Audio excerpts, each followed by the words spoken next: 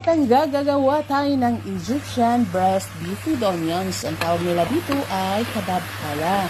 Una, nagisa pala ako dito ng sibuyas na marami, siguro half kilo. And then, sinunod ko na yung beef cubes at timplahan natin ng salt, pepper at paprika. Then, mix-mix lang natin mga langga. At sundan din natin ng soy sauce para naman makulay yung beef natin. O, diba? Then, lagyan din natin ng 1 tablespoon of sugar para naman manamis-tamis konti.